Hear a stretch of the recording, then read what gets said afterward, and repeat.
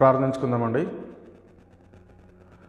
మహాపరిశుద్ధుడైన పరలోకమందున్న మా కన్న తండ్రి, మీ ఘనమైన ఉన్నతమైన మహోన్నతమైన నామానికి కృతజ్ఞతాస్తుతులు స్తోత్రాలు చెల్లించున్నాం. అవును తండ్రి, గతించిన వారం నుంచి నా తండ్రి వారం పట్టుకు మీ కృపాసనలు మమ్మల్ని కాపాడినందుకు మీకే కృతజ్ఞతాస్తుతులు స్తోత్రాలు నాయన. అవును తండ్రి, ఈ దినాన్ని చూడలేక ఎంతమంది ఉన్నారు నా తండ్రి, వారిలో మమ్మల్ని సజీవ లెక్కలో ఉంచిన తండ్రి, మమ్మల్ని సజీవ లెక్కలో ఉంచి మీ కృపధర కాచి కాపాడినందుకు మీకే కృతజ్ఞతాస్తుతులు స్తోత్రాలు చెల్లించున్నాం. అవును తండ్రి, మీరు మాకు ఇచ్చిన పరిశుద్ధ గ్రంథంలో నుంచి కొన్ని వ్యాఖ్యలు మేము పరిశీలిస్తుండగా మీ ఆత్మ జ్ఞానాన్ని మాకు అనుగ్రహించండి.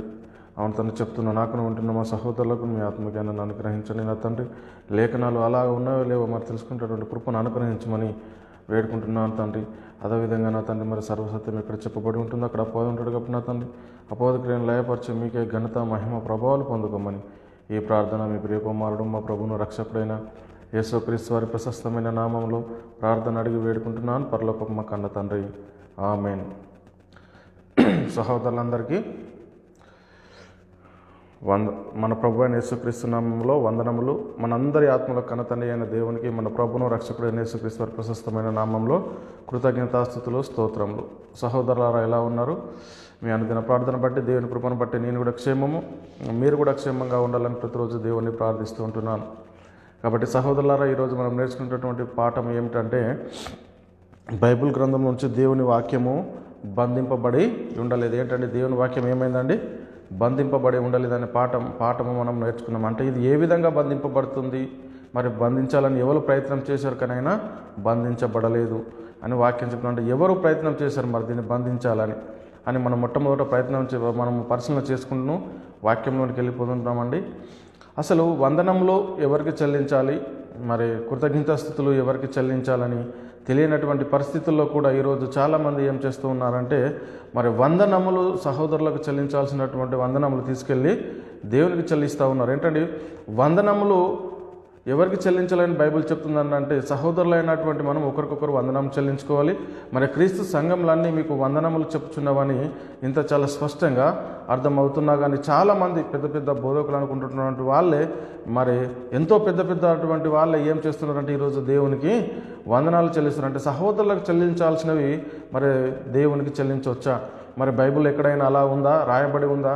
మరి ఈ ప్రాథమిక ఇంత సులువైన ఈ ప్రాథమిక అంశాలు కూడా తెలియనటువంటి వాళ్ళు ఈరోజు మరి బైబిల్ పట్టుకొని సంఘాల్లో బోధ చేస్తున్నటువంటి పరిస్థితి మనకు కనబడుతుంది. మనం దేవునికి ఎక్కడ చూసినా కానీ ఏముందంటే కృతజ్ఞతాస్తుతులు, స్తోత్రములు, యాచనలు, ఘనత మహిమ ప్రభావంలో దేవునికి చెల్లించాలి అని మనకు లేఖనం చాలా స్పష్టంగా అర్థమవుతుంది. అయినా కానీ వీళ్ళు ఏం చేస్తున్నారంటే, అపవాదిగాడు వీళ్ళని డంప్ చేస్తున్నాడు. అంటే సంఘాలలో ఏం చేస్తున్నాడంటే అపవాదిగాడు వీళ్ళను డంప్ చేస్తున్నాడు. వీళ్ళు చెప్పేటటువంటి బోధ ఎలా ఉంది అని అంటే, మరి బైబిల్కు వ్యతిరేకం అండి. ఇది బైబిల్లో లేనిది మరి బైబిల్ చెప్పండి అంటే, వీళ్ళు చెప్పేటటువంటి ఈ చేసేటటువంటి వందనాలు బైబిల్లో ఉన్నాయా అని మనం పరిశీలన చేసుకుంటే బైబిల్లో ఎక్కడ లేవండి. వాళ్ళు ఏం చేస్తున్నట్టు వాళ్ళ సొంత బోధనే మరి ఇక్కడ సంఘాలలో నిలబెట్టి చేస్తున్నారండి. చూడండి, మరి ఇది మనకు ఎలాంటిది? ఇది మనకు ఆరోగ్యకరమా? మరి ఇది మనల్ని నరకానికి తీసుకెళ్తుందా, మన ఆత్మను రక్షిస్తుంది అనేది మొట్టమొదట మనం గమనించుకోవాలి. చూడండి, మనం ఒక ఊరు నుండి ఒక ఊరికి వెళ్ళాలంటేనే, ఒక బస్సులో వెళ్ళాలంటే ఆ బస్ డ్రైవర్కి ఏం కావాలంటే మొట్టమొదట ఆ ట్రైనింగ్ అయి ఉంటేనే ఆ బస్సును మరి కరెక్ట్గా తీసుకెళ్ళగలుగుతాడు. అదేవిధంగా మరొక ట్రైనింగ్ లేని వ్యక్తిని మీరు తీసుకొచ్చి బస్సులో కూర్చోబెట్టి ఇదండి ఎక్సిలేటర్, స్టీరింగ్ పట్టుకుని మీరు నడపండి అంటే మీరు ఎవరైనా ఎక్కగలుగుతారా? అంటే ఏమవుతుంది అంటే పోయి యాక్సిడెంట్లు అయ్యి మరే చనిపోయేటటువంటి అవసరం ఉంటుంది. అదేవిధంగా ఈరోజు మరి చాలామంది అనేక మంది ఏం చేస్తున్నారంటే, దేవునికి చెల్లించాల్సినటువంటి కృతజ్ఞత స్తుతులు స్తోత్రాలు చెల్లించకుండా మరి సహోదరులమైనటువంటి మనం ఒకరికొకరు చెల్లించుకోవాల్సినటువంటి వందనాలు తీసుకెళ్ళి ఎవరికి చెల్లిస్తున్నారంటే మరి దేవునికి చెల్లిస్తున్నారు. ఇది ఎంతవరకు కరెక్ట్ అంటే ఇవండి బైబిల్లో చాలా ప్రాథమిక అంశాలు. మరి ఇవి కూడా తెలియకుండా చాలామంది ఏం చేస్తున్నారంటే మరి బోధిస్తున్నట్టుగా మనకు లేఖనాలు కనబడుతున్నాయండి. అంటే బైబిల్ పట్టుకొని సంఘాలలో బోధిస్తున్నారు వీళ్ళు. ఇది ఏంటంటే ఇది పాపం అండి, ఇది మరణకరమైనటువంటి పాపము. దేవునికి చెల్లించాల్సినవి దేవునికి చెల్లించాలి, మరి సహోదరులకు చెల్లించాల్సినవి సహోదరులకు చెల్లించాలనే వాక్యం మనకు చాలా స్పష్టంగా అర్థమవుతా ఉంది. ఇంకా మనం పరిశీలన చేసుకుని చూడండి, యేసుక్రీస్తు ఎవరో తెలియదు, దేవుడు ఎవరో తెలియదు, పరిశుద్ధాత్ముడు ఎవరో తెలియదు. ఏంటండి? దేవుడు త్రిత్వం అండి, త్రిత్వంలో ఏకత్వం అండి, దేవుడు త్రియేకుడు అండి, దేవుడు ఒక్కరిగా ఉండగలడు, దేవుడు ముగ్గురుగా ఉండగలరు అని చాలామంది మరి అపోహ పడుతున్నటువంటి పరిస్థితి. అంటే యేసు ఇప్పుడు ఎక్కడున్నాడు? యేసు ఇప్పుడు ఎక్కడ ఉన్నాడండి? యేసు తండ్రి కుడిపార్శ్వంలో ఉన్నాడు. యేసుక్రీస్తు వారు చెప్తున్నటువంటి మాట ఏమిటంటే, యెహోవాయు ఆయన ఆత్మ, అంటే ఆది నుండి నేను రహస్యంగా మాట్లాడేవాడిని కాను, అది పుట్టిన కాలం మొదలుకొని నేను అక్కడ ఉన్నాను. ఇప్పుడు ప్రభువో యెహోవాయు ఆయన ఆత్మయు నన్ను పంపెను అని అంటున్నాను. అంటే యేసుక్రీస్తు ఈ లోకానికి వచ్చేసరికి పరలోకంలో ఎంతమంది ఉన్నారని మనం పరిశీలన చేసుకుంటే, పరలోకంలో తండ్రి అయిన దేవుడు ఉన్నాడు, మరి కుమారుడైన పరిశుద్ధాత్ముడు కూడా ఉన్నట్టుగా మనకి ఇక్కడ చాలా స్పష్టంగా అర్థమవుతూ ఉంది. అంటే మరి పరలోకంలో అంటే ఇంకా మనం పరిశీలన చేసుకున్నాం. అందుకనే నేను వెళ్ళిపోతున్నాను, నేను వెళ్ళిపోయిన తర్వాత మరి మిమ్మల్ని పరిశుద్ధాత్ముని నేను ఈ లోకానికి మరి పంపిస్తాను అని మరి యేసుక్రీస్తు వారు అంటే చెప్పాడు. ఎవరిని పంపిస్తానని అన్నాడు అంటే, మరి పరిశుద్ధాత్మని, అంటే సత్యస్వరూపమైన ఆత్మ నేను పంపిస్తాను, ఆయన మిమ్మల్ని సర్వసత్యంలోనికి నడిపిస్తాడని మరి యేసుక్రీస్తు వారు చెప్పాడు. అందుకే తండ్రి వేరు, కుమారుడు వేరు, మరి యేసుక్రీస్తు వేరు, పరిశుద్ధాత్ముడు వేరు అని మనం మొట్టమొదట చాలా స్పష్టంగా అర్థం చేసుకోవాలంటే వీళ్ళు ముగ్గురు వ్యక్తులుగా ఉన్నారు అని మనం మొట్టమొదట గ్రహించాల్సిన అవసరం ఎంతైనా ఉంది. ఏంటి పౌలు అంటున్నాడు, మరి వీళ్ళు చాలామంది క్రీస్తు ఏమన్నాడంటే తండ్రి నా యందు జీవిస్తున్నాడు అని అంటే, ఈయన అండి తండ్రి అంటున్నాడు.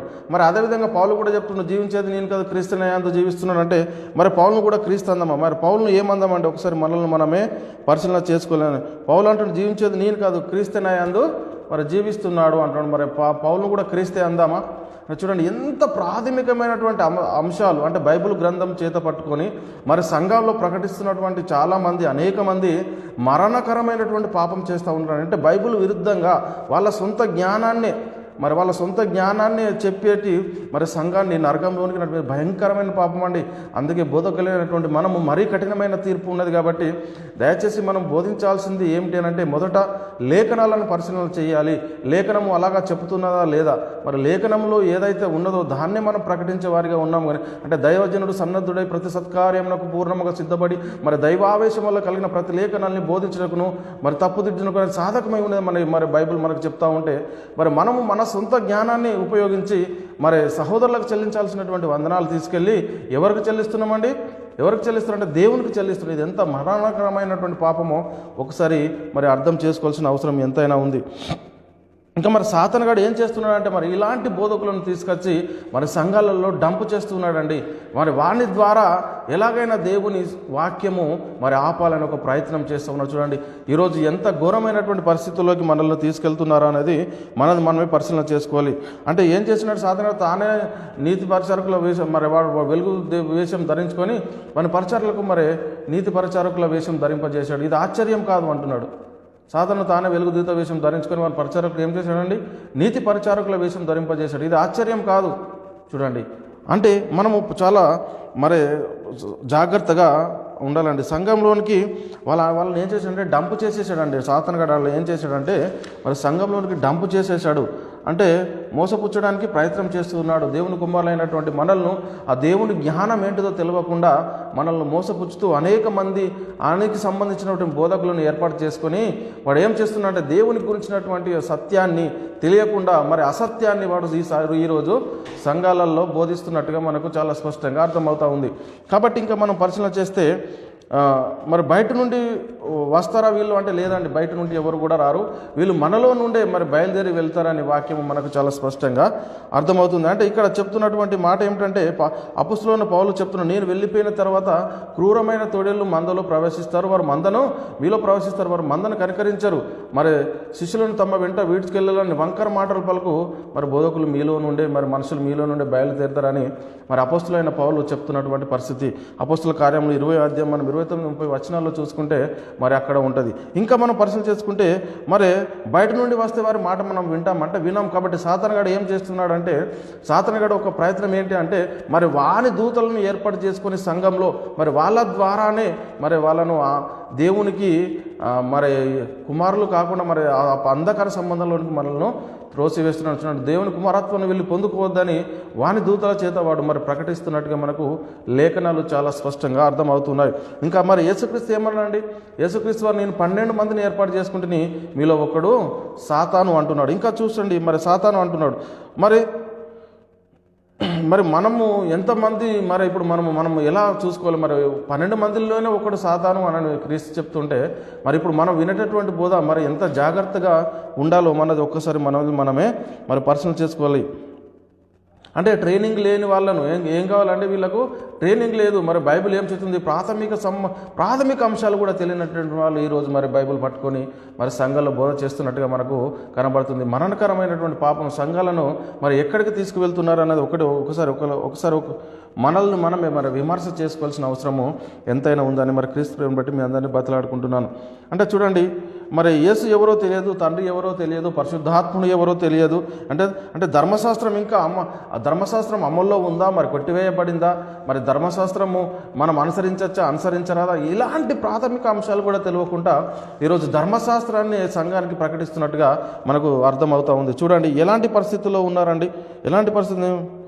మనము కొన్ని సంఘంలో నిలబెట్టాలంటే వానికి అసలు బైబిల్ ఎంతవరకు తెలుసు, మరి ప్రాథమిక అంశం మరి బైబిల్ పరంగా బోధిస్తున్నాడా, మరి బయట పరంగా బోధిస్తున్నాడా అని కనీసం మనం వినేటటువంటి విశ్వాసమైన మనం ఏం చేయాలండి, మరి అర్థం చేసుకోవాల్సినటువంటి అవసరం ఎంతైనా ఉంది. కాబట్టి మరి ఎవరికి వాక్యం తెలియకుండా వాళ్ళని తీసుకొచ్చి మరి సంఘంలో నిలబెడితే వాళ్ళు చెప్పేటటువంటి బోధ ఏమిటంటే బైబిల్ ప్రకారంగా కాక మరి వాళ్ళు ఇష్టం వచ్చినటువంటి బోధ చేస్తూ మరి సంఘాన్ని మరి మరణకరమైనటువంటి పాపం అది సంఘాన్ని నరకంలోకి నడిపిస్తున్నారు. కాబట్టి ఒకసారి మనల్ని మనమే పరిశీలన చేసుకోవాల్సిన అవసరం ఎంతైనా ఉంది. చూడండి, మరి అలాంటి వాళ్ళు మనకు బోధ చేయడం వాళ్ళ సంఘంలోకి వచ్చి ట్రైనింగ్ లేని వాళ్ళ బైబిల్ ప్రకారం కాక మన ప్రామాణిక గ్రంథమైనటువంటి బైబిల్ ప్రకారం కాక మరి వాళ్ళ సొంత మాటలు చెప్పడం ద్వారా మన ఆత్మలు ఏమైనా రక్షించబడతాయా లేకపోతే నశించిపోతాయి అంటే మన ఆత్మలు ఎంత మట్టుకు నశించిపోతాయి, నరకానికి వెళ్ళేటటువంటి పరిస్థితి.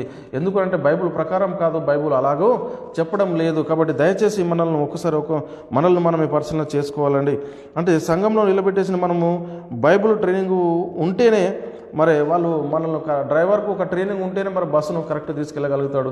అదేవిధంగా ఒక సంఘ కాపరైనటువంటి నేను బోధ చేస్తున్నటువంటి ఆయనకు బైబిల్ గురించి తెలియకపోతే మరి ఎక్కడికి వెళ్ళిపోతామండి, మరి నరకానికి వెళ్ళిపోయేటటువంటి పరిస్థితి ఉంటుంది. కాబట్టి దయచేసి గమనించగలరని మరి క్రీస్తు ప్రేమను బట్టి బతలకు. మరి మనము ఎక్కడికి ప్రయాణం చేస్తున్నామండి, పరలోకానికి ప్రయాణం చేస్తున్నాం. ఈ పరలోక ప్రయాణం చేస్తున్నటువంటి మనము మరి ఎలా ఉండాలి, ఎంత జాగ్రత్తగా ఉండాలి అంటే 12 మందిలోనే ఒకడు సాతాను అయినప్పుడు మరి ఇంతమంది బోధిస్తున్నటువంటి బోధలు మనకు ఏది మరి పరసంబంధమైన బోధని మనం మొట్టమొదట గ్రహించుకోవాల్సిన అవసరము ఎంతైనా ఉందని మరి క్రీస్తు ప్రేమను బట్టి మీ అందరినీ బతిలాడుకుంటున్నాను. అందుకే అపోస్తలుడైన పౌలు తిమోతికి చెప్తున్నాడు, ఓ తిమోతి, ఏదైతే నువ్వు విని రూఢిగా నేర్చుకొని, ఏదైతే మరి మేము ఉపదేశించినది ఏదైతే నువ్వు విని రూఢి అని తెలుసుకొని మరి విశ్వసించావు, దాని అందే నువ్వు మరి దానిని నువ్వు గట్టిగా పట్టుకుని ఉన్నాడల్లా నువ్వును నీ బోధ వినివారును మరి రక్షించబడుదురు అని మరి అపోస్తలుడైన పౌలు తిమోతికి రాస్తూ చెప్తున్నట్టుగా మనకు కూడా మరి తిమోతి గ్రంథంలో కనబడతా ఉంటుంది, తిమోతి పత్రికలో. కాబట్టి మరి మనం ఏం చేయాలండి చూడండి, అంటే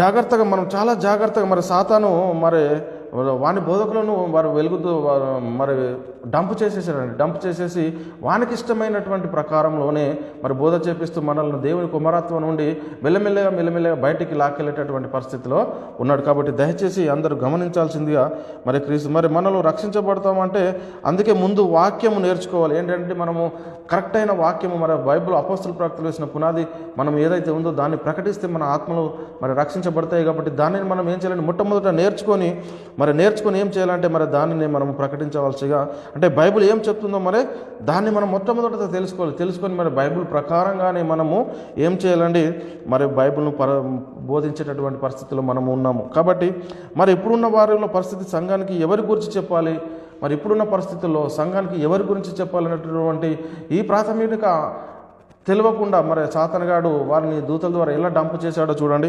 ఏం చెప్తున్నట్టు ఇప్పుడు యోనా గురించి చెప్తున్నారు, దావీదు గురించి, సంసోను గురించి, యెఫ్తా, దలీలా, అంటే వీళ్ళ గురించి చెప్పడం ద్వారా ఈరోజు క్రైస్తవులకు ఏమన్నా లాభమా అంటే ఏమి కూడా లాభం లేదని వాక్యము మనకు చాలా స్పష్టంగా చెప్తుంది.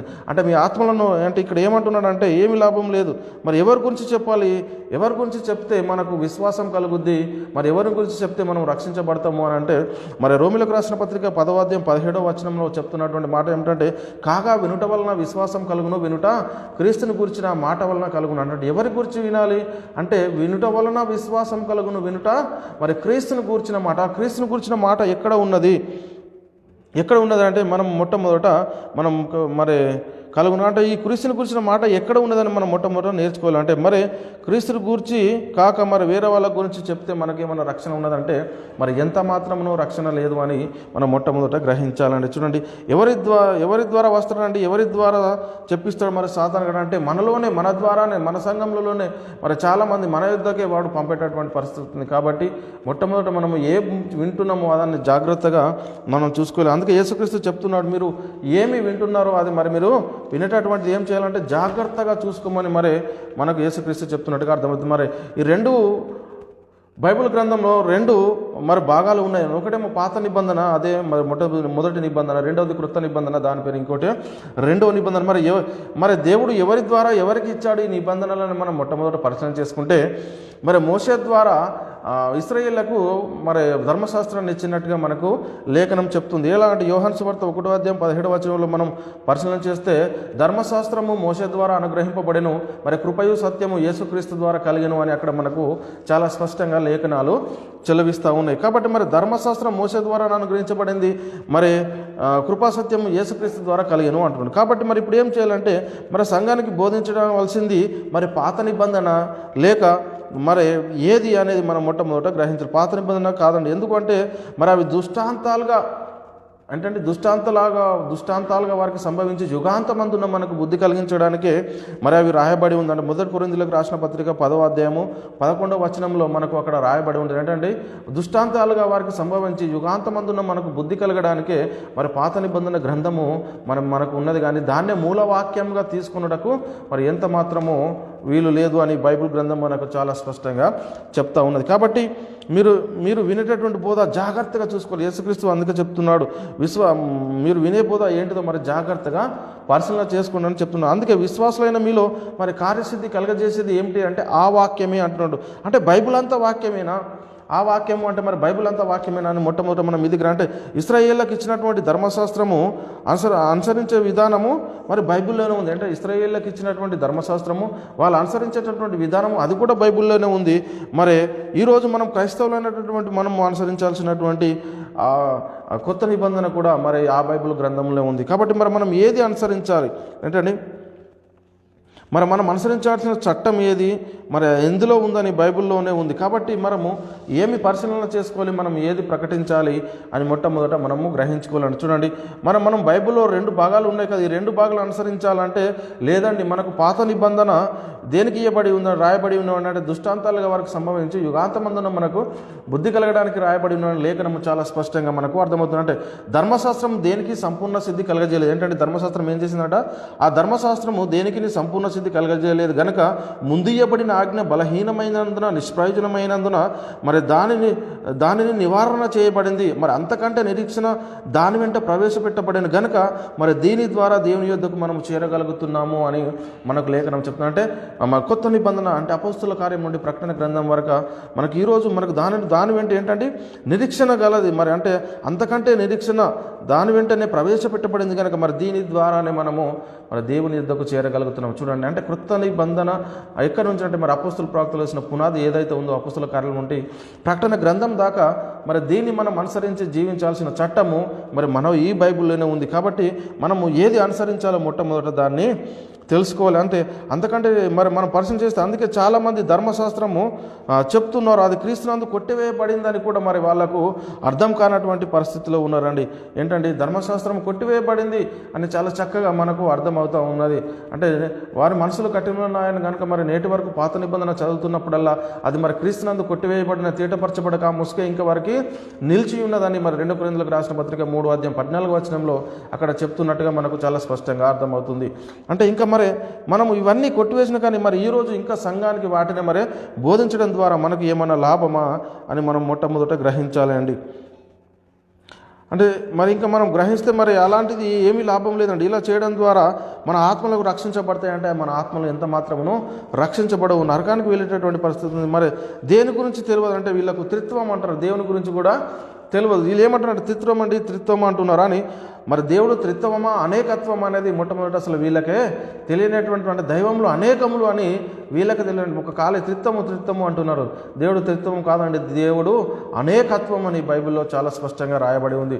కాబట్టి మరి మనం ఏం చేయాలంటే మరి ఇది ఎవరు ఏంటంటే బైబిల్ ఏం చెప్తుందో తెలియదు, అంటే తీర్పు గురించి తెలియదు, క్రీస్తు రాజ్యం గురించి తెలియదు ఏంటండి, ఇంకేంటి ఏం తెలియకుండా మరి వాళ్ళు మరి బోధ చేస్తున్నట్టుగా మనకి ఇక్కడ అర్థమవుతుంది. ఏం తెలియని వాళ్ళు మరి ఎలాగూ మరి వీళ్ళు బోధ చేస్తున్నారు. మరి వీళ్ళు చేసేటటువంటి బోధ ద్వారా మనకేమన్నా మన ఆత్మలకు ఏమన్నా రక్షణ కలుగుద్దా అంటే ఎంత మాత్రము కలగదు అండి.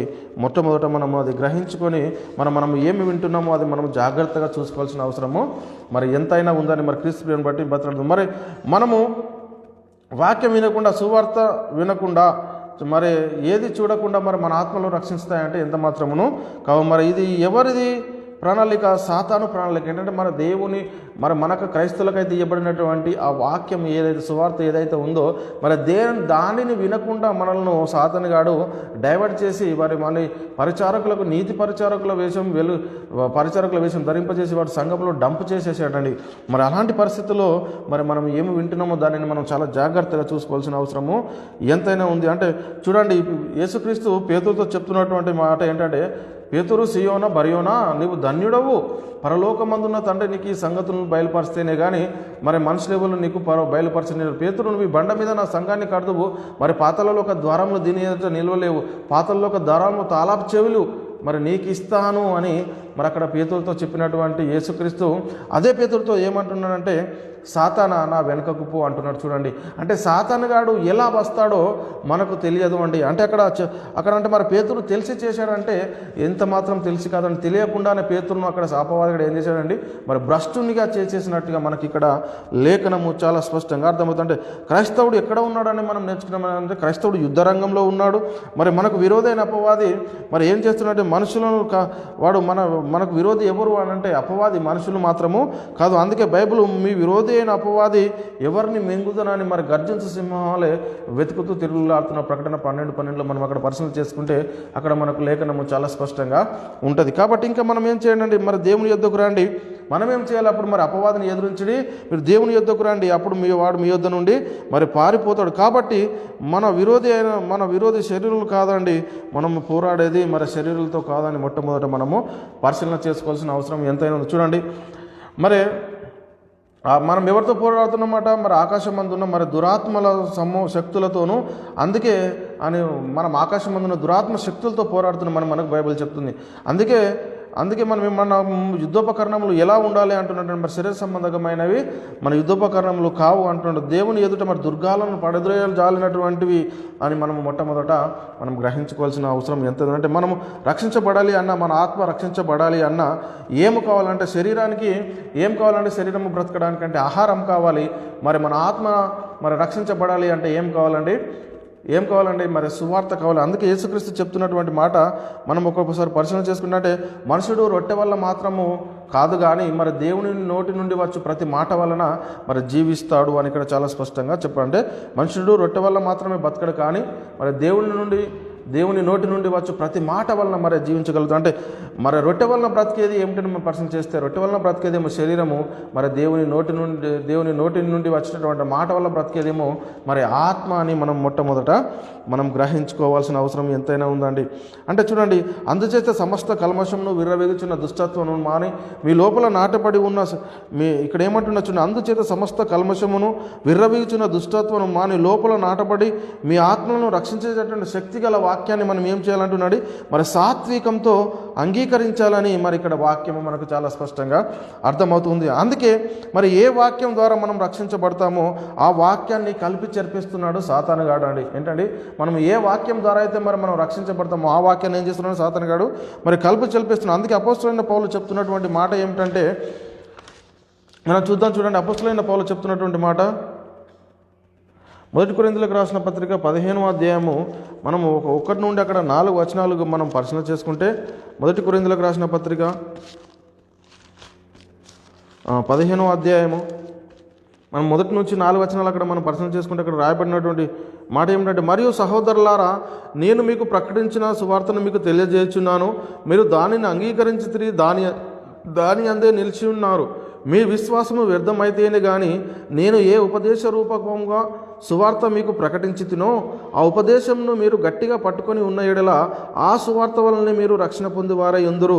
ఇంకేమంటుంచుండి, నాకు ఇవ్వబడిన ఉపదేశము మొదట మీకు అప్పగించితిని, అదేమనగా లేఖనముల ప్రకారము క్రీస్తు మన పాపముల నిమిత్తము మృతి పొందెను, సమాధి చేయబడెను, మరి లేఖనముల ప్రకారము 3వ దినమున లేపబడెను. ఇదండి సువార్త. ఈరోజు మనం సంఘానికి చేయాల్సిన సువార్త ఏమిటంటే, క్రీస్తు మన పాపాల నిమిత్తము మరి మృతి పొందెను, సమాధి చేయబడెను, మరి లేఖనముల ప్రకారము 3వ దినమున తిరిగి లేచెను. చూడండి, అందుకే ఇప్పుడు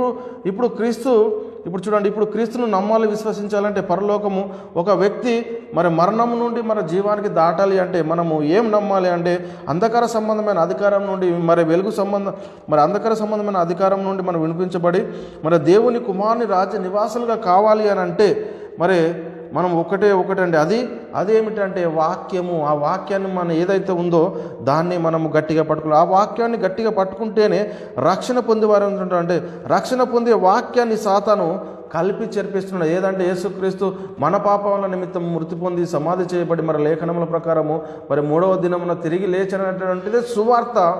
ఈ సువార్తను తెలియజేయకుండా అపవాదిగాడు ఏం చేస్తున్నాడంటే దీనిని తెలియనియకుండా సంఘాల్లో మీరు దావీదు గురించి చెప్పండి, యోనా గురించి చెప్పండి, యెఫ్తా గురించి చెప్పండి, మరి దలీలా గురించి చెప్పండి, మీ ఇష్టం ఎవరి గురించి అయినా చెప్పండి, కానీ మరి క్రీస్తు మరణ పునరుత్థాన గురించి మాత్రం ప్రకటించొద్దు అని సాతాను గడవని దూతలకు మరి చెప్తున్నట్టుగా మరి ఇక్కడ మనకు అర్థమవుతా ఉంది. చూడండి ఎంతటికి భయంకరమైన పాపంలోనికి వాడు త్రోసేస్తూ ఉన్నాడండి. చూడండి, సాతాను కలిపి చెరిపేస్తూ ఉన్నాడండి. అంటే సువార్త యేసుక్రీస్తు ఎక్కడ ఉన్నాడండి ఇప్పుడు అంటే ఈ సువార్త అంటే ఏంటండి?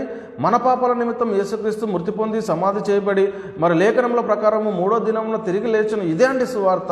ఇదే సువార్త ఈరోజు మనం ప్రకటించే వారిగా ఉన్నాము. కాబట్టి మరి ఏమి ప్రకటిస్తున్నాము, దాన్ని మరి ఏమి వింటున్నామో మనం దానిని జాగ్రత్తగా చూసుకోవాలి. చూడండి, యేసుక్రీస్తు ఇప్పుడు ఎక్కడ ఉన్నాడండి? యేసుక్రీస్తు పరలోకంలో మరి తండ్రి కుడిపార్శ్వమున మరి ఆసీనుడై ఉన్నాడని మనకి ఇక్కడ లేఖనములు చెప్తుంటే చూద్దాం. చూడండి, మరి ఏమని చెప్తుందంటే లేఖనము, మరి ఎక్కడెక్కడ వారు మరి ఇప్పుడు యేసుక్రీస్తుకి ఇవ్వబడినటువంటి అధికారము ఏమిటి అని మనం ఒకసారి పరిశీలన చేసుకుంటే ఇక్కడ ఫిలిప్పీలకు రాసిన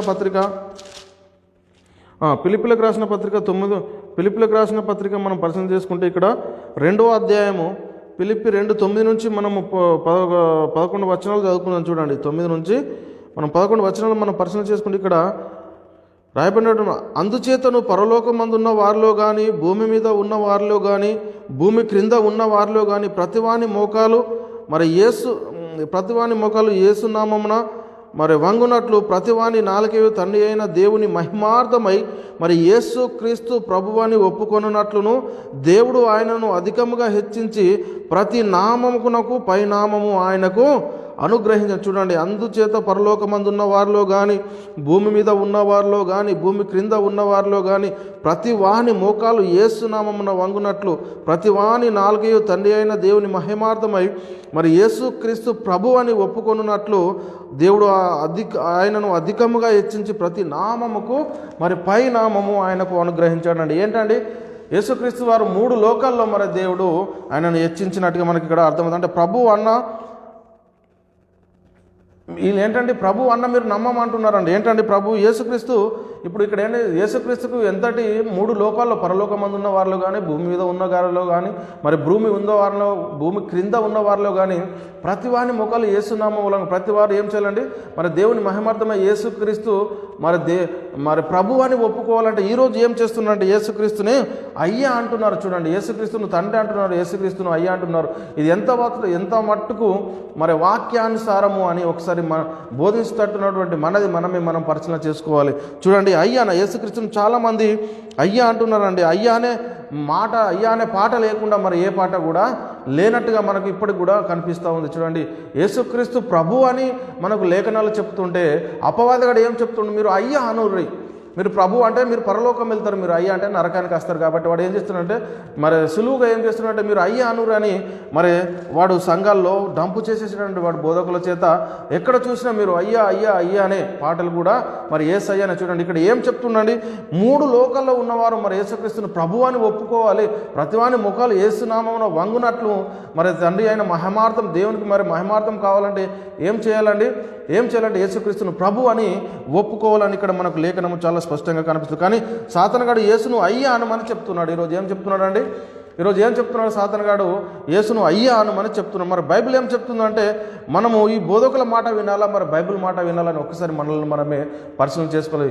ప్రియ సహోదరి, ప్రియ సహోదరుడా, మనం వింటున్నటువంటి వాక్యము మరి అది మన ఆత్మను రక్షించేటటువంటి వాక్యమా కాదా అని మొట్టమొదట మనం గ్రహించాలి.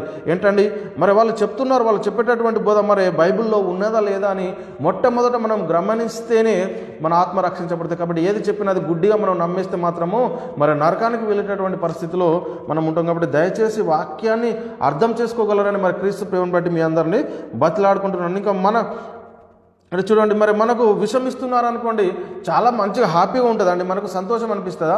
చూడండి, ఎవరైనా పిలిచి రాండి మీకు విషం ఇస్తాను అని అంటే నాకు హ్యాపీగా సొంతం, అబ్బా చాలా మంచిదండి అయ్యగారు, మీరు మాకు విషం ఇస్తున్నారు కదా, మేము తాగి మరి చనిపోతామని అంటారా అండి?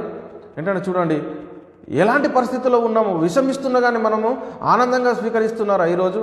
ఏంటండి ఎలాంటి పరిస్థితుల్లో ఉన్నాం ఒకసారి మనల్ని మనమే పరిశీలన చేసుకోవాలి. బైబిల్ చెప్పేది కాకుండా ప్రొద్దున లేస్తేనే చర్చికి వెళ్ళేటప్పుడు మనం బైబిల్ని పట్టుకొని వెళ్తామే, ఆ బైబిల్ ప్రామాణిక గ్రంథము మరి బైబిల్లో రాయబడి ఉన్నాయని మరి ఈరోజు సంఘానికి ఇచ్చినటువంటి చట్టం ఏమిటి, ఈరోజు క్రైస్తవులు అనబడినటువంటి అనుసరించాల్సిన చట్టం ఏంటిదని తెలియకుండా ఈరోజు తెలియనటువంటి వాళ్ళు ప్రాథమిక అంశాలు కూడా తెలియనటువంటి బైబిల్ పట్టుకుని ఈరోజు బోధ చేస్తూ ఉన్నారు. చూడండి ఎంతటి భయంకరమైన పాపమో మరి మనకు ఒకసారి మనల్ని మనమే పరిశీలన చేసుకోవాలి. అంటే దేవుడు మనకిచ్చినటువంటి మన బైబిల్ పరిశుద్ధ గ్రంథంనే మనం పక్కకు పెట్టేసేటటువంటి పరిస్థితుల్లోకి తీసుకొచ్చాడు సాతానుగాడు. అంటే చూడండి ఎంత భ్రష్టత్వంలో నెట్టేశాడు అనేది ఒక్కసారి మనల్ని మనమే పరిశీలన చేసుకోవాల్సిన అవసరము ఎంతైనా ఉందండి. విషమిస్తుంటే ఎవరికైనా హ్యాపీ ఉంటుందా అండి? ఏంటండి ఎలాంటి పరిస్థితుల్లో ఉన్నాము ఈరోజు ఆ ఇసాన్ని కూడా మీరు తీసుకుంటున్నట్టుగా మనకు లేఖనాల్లో మనం పరిశీలన చేస్తుంటే ఆ విషయాన్ని మీరు ఈరోజు స్వీకరిస్తున్నట్టుగా అర్థమవుతూ ఉంది. చూడండి ఎలాంటి పరిస్థితుల్లో ఉన్నాము అనేది ఒకసారి మనల్ని మనమే పరిశీలించుకోవాలండి. మరి యేసుక్రీస్తు 3 లోకాలు ఉన్న వారిని ప్రభు అని ఒప్పుకోవాలంటున్నాడు. ఏంటండి యేసుక్రీస్తుని ఏమని ఒప్పుకోవాలి? 3 లోకాల్లో ఉన్నవారు ప్రభు అని ఒప్పుకోవాలంటే మరి యేసును అయ్యా, యేసును తండ్రి, ఏంటండి ఎలాంటి పరిస్థితుల్లో ఉన్నాము?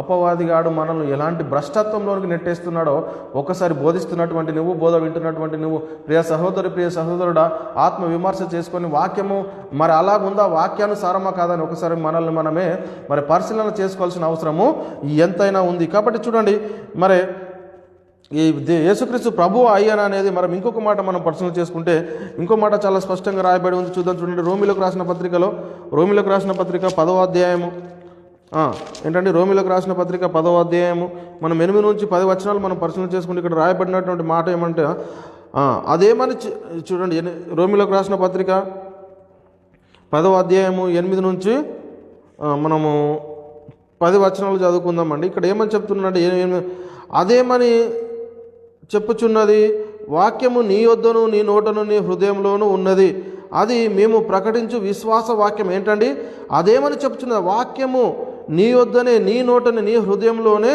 ఉన్నది, అదేమని చెప్పుచున్నది, ఆ వాక్యము నీ యొద్దను నీ నోటని నీ హృదయంలోనూ ఉన్నది, అది మేము ప్రకటించుచు విశ్వాస వాక్యమే అంటే మేము ప్రకటించుచు ఉన్న విశ్వాస వాక్యమే. అదేమనగా యేసు ప్రభు అని చూడండి ఇక్కడ చాలా చక్కగా 9వ వచనం చూడండి. అదేంటి ఆ విశ్వాస వాక్యం ఏమిటంటే మనం ఇక్కడ పరిశీలన చేసుకుంటే అదేమనగా యేసు ప్రభు అని నీ నోటితో ఒప్పుకొని దేవుడు మృతులలో నుండి ఆయనను లేపనని నీ హృదయమందు విశ్వసించిన యెడల నీవు రక్షించబడదువు. ఏలయనగా నీతి కలిగినట్లు మనుషుడు హృదయంలో విశ్వసించి నువ్వు రక్షణ కలిగినట్లు నోటితో ఒప్పుకొనును అని ఇక్కడ ఇంకేమంటుందంటే అదేమనగా ఆయన అందు విశ్వాసం ఉంచి వాడెవడును మరి సిగ్గుపడునని లేఖనము చెప్పుచున్నది. ఇక్కడ చాలా స్పష్టంగా చెప్తుంది. ఏమని చెప్తుందంటే అదేమనగా యేసు ప్రభువని నీ నోటితో ఒప్పుకొని దేవుడు ఆయనను మృతుల్లో నుండి లేపాడని నీ హృదయం అందు విశ్వసించాలండి. అంటే ఏమని చెప్తున్నాడు ఇక్కడ? యేసును అయ్యా అని చెప్తున్నాడా? ఏమని చెప్తుండే? అదేమన్నా యేసు ప్రభు అని నీ నోటితో ఒప్పుకోమని వాక్యం చెప్తుంటే యేసును అయ్యా అని ఎలాంటి దౌర్భాగ్యపు పరిస్థితుల్లోకి, ఎలాంటి భ్రష్టత్వంలోకి నెట్టేస్తున్నారండి ఈరోజు సంఘాలను. ఒకసారి మనల్ని మనమే పరిశీలన చేసుకోవాల్సిన అవసరం ఎంతైనా ఉంది. వాక్యం వింటున్నాము, మరి ఆ వాక్యం ఏం చెప్తుందో మనము బైబిల్ పక్కన పెట్టేసి మరి మనుషులపైనే మనం ప్రేమ చూపిస్తామండి. మనుషులపై మీకు ప్రేమ ఉంటే మీ ఇల్లు అమ్మియండి, మీ ఆస్తి అమ్మియండి, మీ జీతం తెచ్చియండి, కానీ వాక్యాన్ని మాత్రం పరిశీలన చేయండి. ఏంటంటే ప్రేమ ఉంటే మీ సొంత ఆస్తిని మొత్తం అమ్మివ్వండి, ఇల్లును అమ్మివ్వండి, మీ జీతాలు తెచ్చియండి, కానీ వాక్యము దగ్గర మాత్రము, మన ఆత్మలను రక్షించేటటువంటి వాక్యం దగ్గర మాత్రము నో ఎక్స్క్యూజ్. ఏంటంటే వాక్యము ఏమి చెప్తుందో, వాక్యము ఏమి అయితే మనము వాక్యం ఏదైతే ప్రకటిస్తుందో, పరిశుద్ధ గ్రంథం ఏది చెప్తుందో మరి దాన్నే మనం ప్రకటించే వారిగా ఉన్నాము, దాన్నే మనం అనుసరించే వారిగా ఉన్నాము. కానీ మరి మనుషుల బోధను ఎంత మాత్రము మనము మరి పట్టించుకోవద్దని మరి క్రీస్తు ప్రేమను బట్టి మీ అందరినీ మరి బతిమాడుకుంటున్నాను. కాబట్టి మరి యేసు అయ్యనా, యేసు అన్ననా? ఏంటండి ఇది కూడా తెలియనటువంటి పరిస్థితుల్లో చాలామంది బైబిల్ పట్టుకుని బోధిస్తున్నారు. ఏంటండి యేసు అయ్య అవుతాడా, యేసు అన్న అవుతాడా? ఏంటండి యేసు అన్న అవుతాడు, యేసు మనకు సహోదరుడు అవుతాడండి. యేసు దేవునికి ఏమవుతాడండి? యేసు దేవునికి జ్యేష్ఠ కుమారుడు, మనకేంటండి జ్యేష్ఠ సహోదరుడు అనే లేఖనాలు మనకు చాలా స్పష్టంగా అర్థమవుతున్నాయి. మనం యోహాను సువార్త 20వ అధ్యాయము మనం 17వ వచనంలో మనం పరిశీలన చేసుకుంటే అక్కడ యేసుక్రీస్తు మృతుల నుండి తిరిగి లేచిన తర్వాత జరుగుతున్నటువంటి సందర్భం ఏమంటే, మరియా యేసుక్రీస్తుని ముట్టుకోవడానికి వస్తే యేసుక్రీస్తు చెప్తున్నాడు, మరియా నన్ను ముట్టుకునవద్దు, అయితే నా సహోదరుల యొద్దకు వెళ్ళి మరి మా సహోదరుల యొద్దకు వెళ్ళి ఏం చెప్పమంటున్నాడు? నా తండ్రియు మీ తండ్రియు, అక్కడ ఏమంటున్నాడు? నా సహోదరులు అంటున్నాడు. ఏమంటున్నాడు? నా సహోదరుల యొద్దకు వెళ్ళు. చూడండి, యేసుక్రీస్తు మనల్ని ఏమంటున్నాడు అంటే సహోదరులు అంటున్నాడు. అంటే యేసుక్రీస్తు మనకు జ్యేష్ఠ సహోదరుడు. చూడండి, నా సహోదరులకు యొద్దకు వెళ్ళి ఏం చెప్పమంటున్నాడు? నా తండ్రియు మీ తండ్రియు, మరి నా దేవుడును మీ దేవుడునైనా వాని యొద్దకు నేను ఎక్కిపోవుచున్నాను అని చెప్పమంటు. చూడండి, యేసుక్రీస్తుకు ఎవరైతే తండ్రో మరి మనకు కూడా ఆయన తండ్రి, ఆత్మలను కన్న తండ్రి. మరి యేసుక్రీస్తుకు ఎవరైతే దేవుడో మరి మనకు కూడా ఆయనే దేవుడు, మన ఆత్మలను కన్న తండ్రి అయిన దేవుడు అని మనం మొట్టమొదట గ్రహించాలి. చూడండి, యేసుక్రీస్తు అయ్య కాదండి, యేసుక్రీస్తు సహోదరుడు, యేసుక్రీస్తు అన్న, యేసుక్రీస్తు జ్యేష్ఠ సహోదరుడు అని మనము మొట్టమొదట గ్రహించుకోవాల్సిన అవసరం ఎంతైనా ఉందని మరి క్రీస్తు ప్రేమను బట్టి మీ అందరినీ బతులు. అంటే ఇక యేసుక్రీస్తు అన్న అవుతాడా, ప్రభు అవుతాడా అని మనం పరిశీలన చేసుకుంటే ఇక్కడ చూద్దాం. చూడండి, ఎబ్రీలకు రాసిన పత్రిక 2వ అధ్యాయము. ఏంటండి ఎబ్రీలకు రాసిన పత్రిక 2వ అధ్యాయము 17వ వచనం ఒకసారి చదువుదాం. చూడండి, ఎబ్రీలకు రాసిన పత్రిక 2వ అధ్యాయము మనం 17వ వచనంలో మనం పరిశీలన చేసుకుంటే ఇక్కడ 17వ వచనంలో ఏముందండి? చూడండి, కావున ప్రజల పాపములను పరిహారం కలగజేయుటకై దేవుని సంబంధమైన కార్యములలో కనికరమును నమ్మకము గల ప్రధాన యాజకుడగు నిమిత్తము అన్ని విషయములో ఆయన తన సహోదరుల వంటి వాడు కావాల్సి వచ్చిన. యేసుక్రీస్తు అన్ని విషయంలో ఎలాంటి వాడు కావాల్సి వచ్చిందట? తన సహోదరుల వంటి వాడు. అంటే తన సహోదరులు అంటే ఎవరండి? మనమే. అంటే మనం ఏమి కలిగి ఉన్నట్టే రక్త మాంసంలో ఆయన ఎందుకు పాలివాడు అనేది ఇక్కడ 14లో చెప్తున్నాడు. చూడండి, కాబట్టి ఆ పిల్లలు రక్త మాంసములు గలవారైనందున ఆ ప్రకారమే మరణ భయం యొక్క బలము గలవాని, అనగా అపవాదిని మరణము ద్వారా నశింపజేయుటకును జీవిత కాలమంతయు మరణ భయం చేత దాస్యమునకు లోబడిన వారిని మరి విడిపించుటకును ఆయన కూడా రక్త మాంసములలో పాలివాడు ఆయన. ఆయన ఏంటంటే సహోదరుడు, మనకు జ్యేష్ఠ సహోదరుని వాక్యం మనకి చాలా స్పష్టంగా చెలవిస్తూ ఉంది. ఇంకా మనం పరిశీలన చేసుకుంటే రోమిలకు రాసిన పత్రిక 8వ అధ్యాయము. ఏంటంటే రోమిలకు రాసిన పత్రిక 8వ అధ్యాయము ఇక్కడ మనము 29వ వచనము మనం పరిశీలన చేసుకుంటే రోమా 8:29లో ఇక్కడ రాయబడినటువంటి మాట ఏమిటో చూద్దాం. చూడండి, 29వ వచనము. ఎందుకనగా తన కుమారుడు అనేక సహోదరులలో జ్యేష్ఠుడంగునట్లు దేవుడు ఎవరిని ముందు ఎరిగెనో వారు తన కుమారుడితో సారూప్యము గలవారవుటకు వారిని ముందుగా నిర్ణయించను అంటాడు. చూడండి, దేవుని యొక్క కుమారుడు మరి జ్యేష్ఠుడు కావాలట. అందుకే చెప్తాడు ఈయన ఇక్కడ తన కుమారుడు అనేక మంది సహోదరులలో ఏం కావాలట అంటే జ్యేష్ఠుడు. చూడండి, అంటే అనేక మంది సహోదరులు అంటే మనలో జ్యేష్ఠుడు ఎవరంటే యేసుక్రీస్తు అయ్యా కాదండి, యేసుక్రీస్తు అన్న అవుతాడు, యేసుక్రీస్తు సహోదరుడు అవుతాడని మరి బైబిల్ చాలా స్పష్టంగా చెప్తా ఉంటే ఈరోజు యేసుక్రీస్తును అయ్యా, యేసుక్రీస్తు తండ్రి, యేసుక్రీస్తు పాట అయ్యా అనే పాటలు, అయ్యా అనే ఒక పదాలు సాతాను గాడు ఈరోజు సంఘాల్లో డంపు చేసేసి భ్రష్టలను చేసేస్తున్నాడు అండి. మనల్ని ఏం చేస్తున్నాడు? భ్రష్టలను చేసేస్తున్నాడు. ఒకసారి ఆలోచన చేయాల్సిన అవసరం ఎంతైనా ఉంది. ఇంకేమంటున్నాడు అంటే దేవుడు యేసుక్రీస్తును కన్నాడండి. అది యేసుక్రీస్తు మరి దేవుని కుమారుడు అని తెలియనటువంటి వాళ్ళు ఇంకా చాలామంది అనేకులు ఉన్నారు. చూడండి హెబ్రీలకు రాసిన పత్రికలో మనం పరిశీలన చేసుకుంటే అక్కడ రాయబడినటువంటి మాట ఏమిటంటే హెబ్రీలకు రాసిన పత్రిక 1వ అధ్యాయము 5వ వచనం చదవండి. 5వ వచనంలో ఇక్కడ ఏమంటున్నాడు? 5వ వచనంలో ఏమనగా నీవు నా కుమారుడు నేడు నిన్ను నేను కని ఉన్నాను. ఏంటంటే నువ్వు నేనగా నీవు నా కుమారుడవు నేడు నిన్ను నేను కని ఉన్నానని మరి దేవుడు మనకు వాక్యము చాలా స్పష్టంగా చెప్తుంది. అంటే దేవుడు నేను కన్నాను అని మరి యేసుక్రీస్తు వారిని చెప్తున్నాడు. అదేవిధంగా మనము ఇంకా హెబ్రీలకు రాసిన పత్రిక 5వ అధ్యాయము 5వ వచనంలో కూడా మనం పరిశీలన చేస్తే ఇక్కడ ఏమున్నదంటే 5వ వచనంలో అటువలే క్రీస్తు కూడా ప్రధాన యాజకుని వలె తన్ను తానే మహిమపరచుకుని లేదు కానీ నా కుమారుడు నేను నిన్ను కని ఉన్నాను అంటే నీవు నా కుమారుడు నేడు నిన్ను నేను మరి కని ఉన్నాను అని ఇక్కడ కూడా మనకు లేఖనం చాలా స్పష్టంగా చెప్తున్నా. అంటే యేసుక్రీస్తు ఎవరని బైబిల్ చెప్తుందంటే యేసుక్రీస్తు దేవుని కుమారుడు, యేసుక్రీస్తు ప్రభువు, యేసుక్రీస్తు రక్షకుడు అని మరి మనకి బైబిల్ చాలా స్పష్టంగా అర్థమవుతుంది. కానీ మరి మనం ఏం చేస్తున్నామండి, మనం ఏం చెప్తున్నాము, మనం ఏమి ప్రకటిస్తున్నామో మనది మనకు తెలియనటువంటి పరిస్థితి. కాబట్టి ఇప్పుడు ఏదైతే మరి ఇప్పుడు చూడండి మరి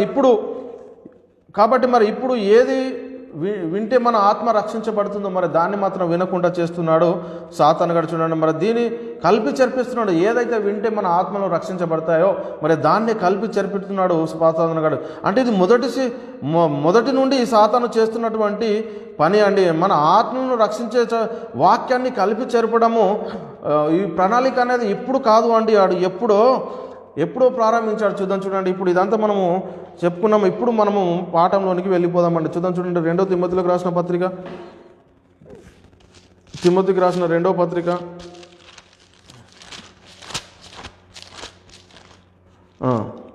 తిమోతికి రాసిన 2వ పత్రిక 2వ అధ్యాయం 9వ వచనంలో మనం పరిశీలన చేస్తే ఇక్కడ 9వ వచనంలో ఏముందంటే చూడండి, నేను నేరస్తుడై ఉండునట్లు ఆ సువార్త విషయమై సంకెళ్లతో బంధింపబడి శ్రమపడుచున్నాను. ఇక్కడ అపోస్తలుడైన పౌలు చెప్తున్నటువంటి మాట అండి. ఇక్కడ తిమోతికి రాస్తూ చెప్తున్నటువంటి మాట ఏమిటంటే ఇక్కడ నేను నేరస్తుడై ఉన్నట్లు ఆ సువార్త విషయమై సంకెళ్లతో బంధింపబడి శ్రమపడుచున్నాను, ఆయనను దేవుని వాక్యము బంధింపబడి ఉండలేదు. చూడండి ఏంటంటే ఆయనను దేవుని వాక్యము మరి బంధింపబడి ఉండలేదు అని ఇక్కడ మరి పౌలు చెప్తున్నట్టుగా మనకు అర్థమవుతుంది. అంటే దేవుని వాక్యాన్ని బంధించాలని ఎవరు చూస్తున్నారు, మరి ఎప్పటి నుండి చూస్తున్నారు అనేది మొట్టమొదటి మనం ఇది గ్రహించుకోవాలంటే మనము రక్షణ పొందాలి అంటే మరి దేనిని గట్టిగా పట్టుకోవాలి అండి.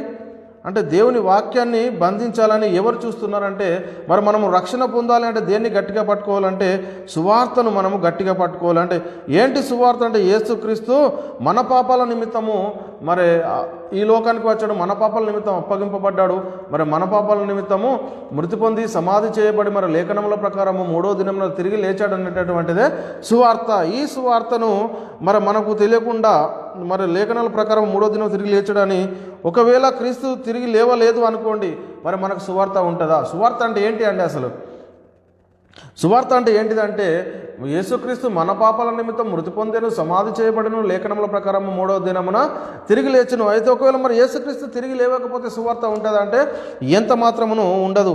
అందుకే ఇక్కడ మనం చెప్తున్నటువంటి మాట ఏమి, మనం ఒకసారి సువార్తలు ఏమని నమ్మాలంటే మనకు అర్థమైందంటే సువార్త ఏంటట చూడండి. రోమిలకు రాసిన పత్రిక 4వ అధ్యాయము మనం పరిశీలన చేసుకుంటే రోమిలకు రాసిన పత్రిక 4వ అధ్యాయము ఇక్కడ 5వ వచనంలో చెప్తున్నటువంటి మాట ఏమిటంటే రోమా 4వ అధ్యాయము 25వ వచనంలో ఇక్కడ చెప్తున్నటువంటి మాట ఏమిటంటే చూడండి. ఆయన మన అపరాధముల నిమిత్తము అప్పగింపబడి మనము నీతిమంతులుగా తీర్చుటకై లేపబడెను. ఏంటంటే ఆయన మన అపరాధాల నిమిత్తము అప్పగింపబడ్డాడు, మనల్ని నీతిమంతులుగా తీర్చడానికి మరి తిరిగి లేచాడు. ఇదే అండి సువార్త. ఏంటండి ఆయన మన అపరాధాల నిమిత్తం అప్పగింపబడ్డాడు, మనల్ని నీతిమంతులుగా తిరిగి తీర్చడానికి మరే తిరిగి లేచాడు అని లేఖనము మనకి ఇక్కడ చాలా స్పష్టంగా అర్థమవుతుంది. ఇంకోటి మనము పరిశీలన చేసుకుంటే ఇక్కడ చూడండి 1 కొరింథీయులకు రాసిన పత్రిక 1 కొరింథీ 15వ అధ్యాయము మనము 12 నుంచి 18 మటుకు ఇక్కడ మనం పరిశీలన చేసుకుంటే 12 నుంచి 18 మటుకు ఇక్కడ క్రీస్తు మృతులలో నుండి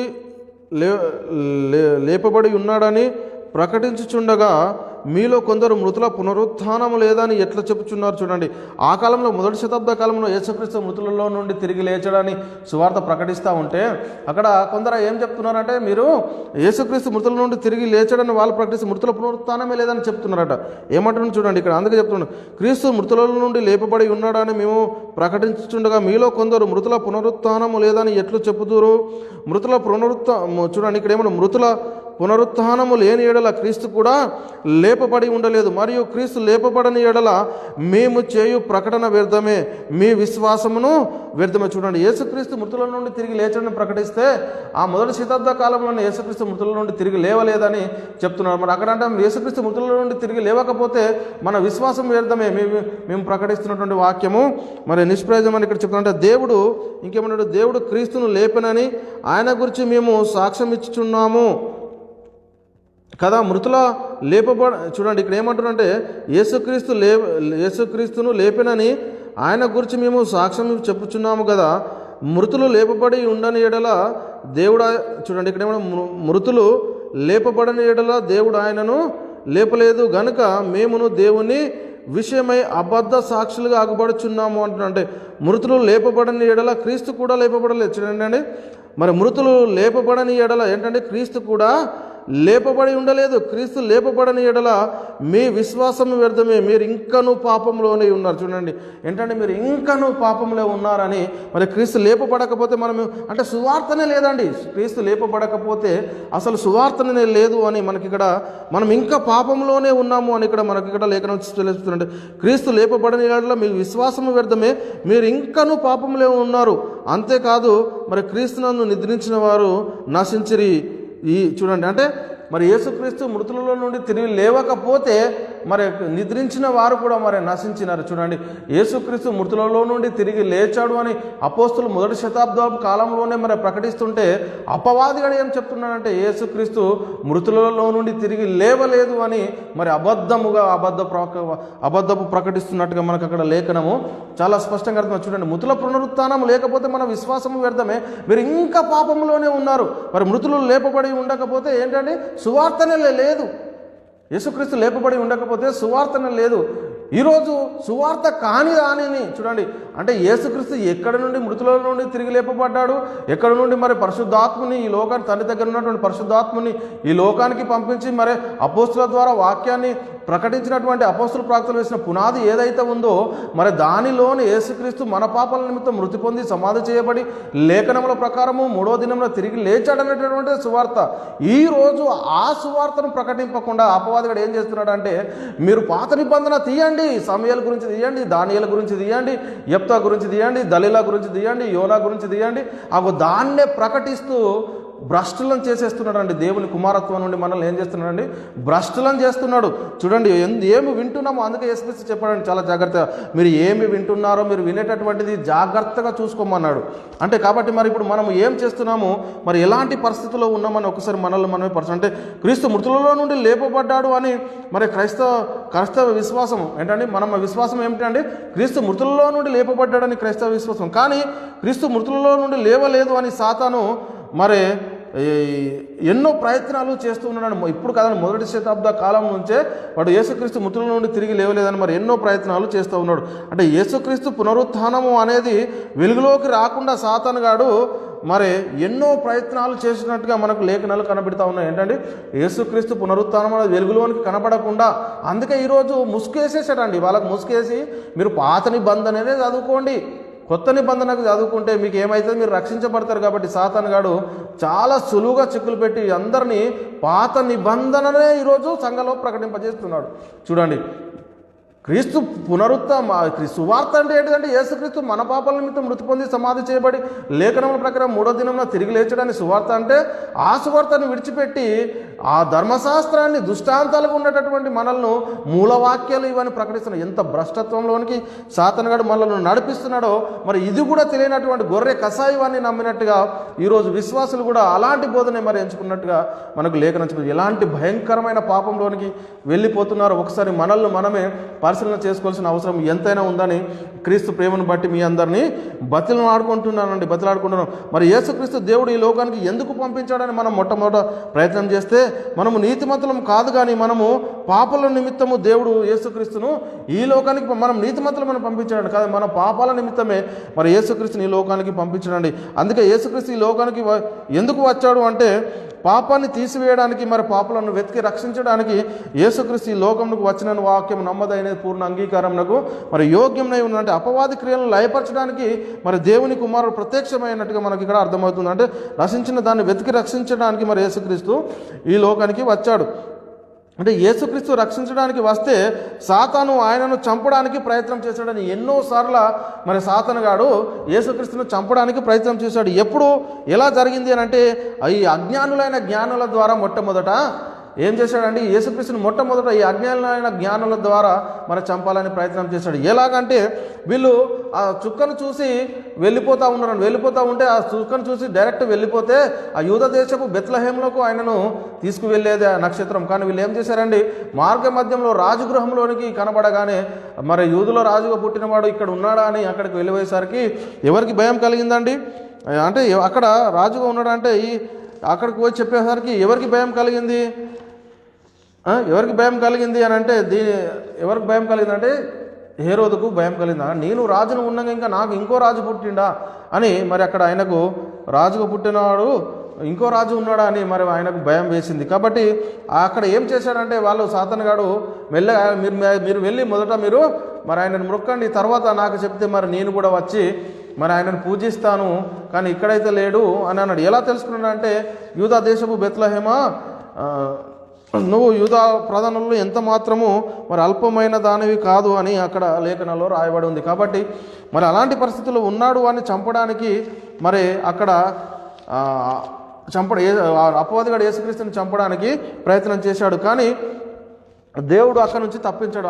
ఆ రోజుల్లో జరిగింది ఏమిటంటే రామలో అంగలార్పు, ఎంతోమంది 2 సంవత్సరం తక్కువ గల ప్రాయం గల శిశువులందరినీ మరి వధించడం జరిగింది. చూడండి, ఈ అజ్ఞానులైన జ్ఞానుల వలన ఎలాంటి తప్పిదం జరిగిందంటే 2 సంవత్సరాలకు తక్కువ వయసు గల పిల్లలంతా 2 సంవత్సరాల్లో పిల్లలు మొత్తం వధింపబడ్డారు. చూడండి ఎంత ఘోరమైన పరిస్థితిలోనికి అపవాదిగాడు ఆ రోజు మరి అలా జరిపించాడు. దీనివల్ల ఏం జరిగింది, ఆ దినాల్లో యూదులకు రాజుగా పుట్టినవాడు ఎక్కడ పుట్టాడు అన్నాడు ఎవరికి మరి భయం వేసింది అని అంటే మొట్టమొదటి మనం పరిచయం చేసుకున్నాం. కానీ ఏ రోజుకు భయం వేసి మరి ఆయనను ఎలాగైనా చంపాలని మరి అక్కడ ప్రయత్నం చేసినట్టుగా మనము. అందుకే యూదా దేశపు బెత్లెహేమా, నీవు యూదా ప్రధానులలో ఎంత మాత్రము అల్పమైన దానవు కాదు అని మరి ఆయన గురించి రాయబడి ఉంది. కాబట్టి ఇంకా అక్కడ ఏం జరిగింది ఏంటని మనం పరిశీలన చేసుకుంటే మత్తయి సువార్త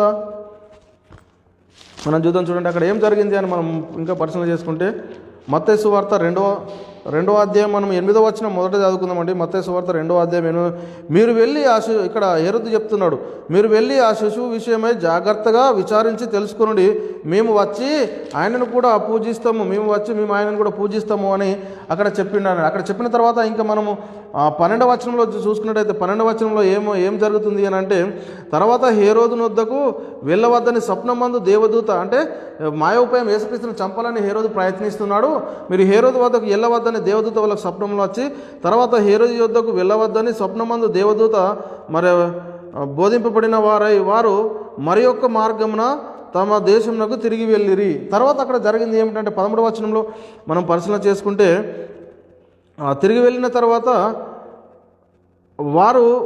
తర్వాత ఇదిగో ప్రభు దూత స్వప్నమందు యోసేపునకు ప్రత్యక్షమై హేరోదు ఆ శిశువును సంహరింపవలనని ఆయనను వెతకబోచున్నాడు గనుక నీవు లేచి ఆ శిశువును ఆయన తల్లిని వెంటబెట్టుకొని ఐగుప్తునకు పారిపోయి నేను మీకు తెలియజెప్పు వరకు అక్కడనే వినుడిని వారితో చెప్పించినట్టే. మొట్టమొదట మరి అపవాదిగాడు హేరోదు ద్వారా మరి యేసుక్రీస్తును చంపాలని అక్కడ ప్రయత్నం చేసినట్టుగా మనకు చాలా స్పష్టంగా అర్థమవుతూ ఉంది. అంటే చూడండి, అంటే ఆయనను రక్షించడానికి వచ్చిండు కాబట్టి, ఆయన సువార్త ప్రకటించడానికి వచ్చిండు కాబట్టి ఎలాగైనా వీళ్ళని తప్పించాలని మరి అక్కడ అపవాదిగాడు చేసినట్టుగా మనకు అర్థమవుతుంది. కాబట్టి